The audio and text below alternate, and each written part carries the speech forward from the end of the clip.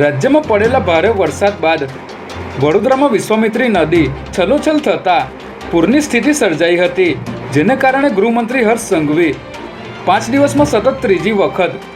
વડોદરાની મુલાકાતે આવ્યા હતા, જેમાં તેઓએ વડોદરા કલેક્ટર કચેરી ખાતે સાંસદ ધારાસભ્યો અને અધિકારીઓ સાથે રિવ્યુ બેઠક કરી હતી. આ બેઠકમાં હર્ષ સંઘવીએ વડોદરા શહેરમાં ચાલતી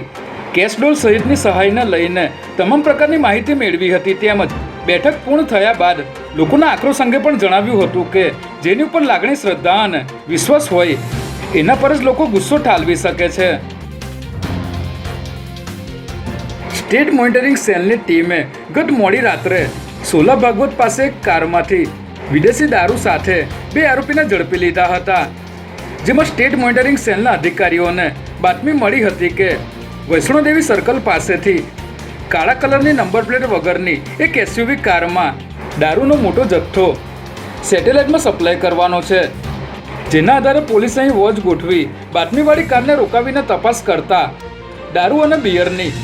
1900 જેટલી બોટલો મળી આવી હતી, જેને પગલે પોલીસે કાર ચાલક રૂપારામ જાટ અને જસરામ જાટની ધરપકડ કરી વધુ તપાસ શરૂ કરી છે. સરકાર દ્વારા 40%ને બદલે 20% સ્ટાઇપેન્ડ અપાતા વધુ એકવાર રેસિડેન્ટ ડોક્ટરો આજથી હડતાલ પર ઉતર્યા છે. સરકારના ઠરાવ મુજબ દર 3 વર્ષે સ્ટાઇપેન્ડમાં વધારો થાય છે, પરંતુ સરકારે હવે 5 વર્ષ સુધી તેમાં કોઈ વધારો ન કરવાની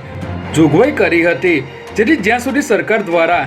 સ્ટાઇપેન્ડ વધારવાનું તેમજ સ્ટાઇપેન્ડ દર 3 વર્ષે વધારવાનો નિર્ણય કરવામાં નહીં આવે ત્યાં સુધી હડતાલ પર રહેવાની ચીમકી ઉચ્ચારવામાં આવી છે, જેને પગલે આજે હોસ્પિટલોમાં દર્દીઓની લાંબી લાઈનો જોવા મળી હતી.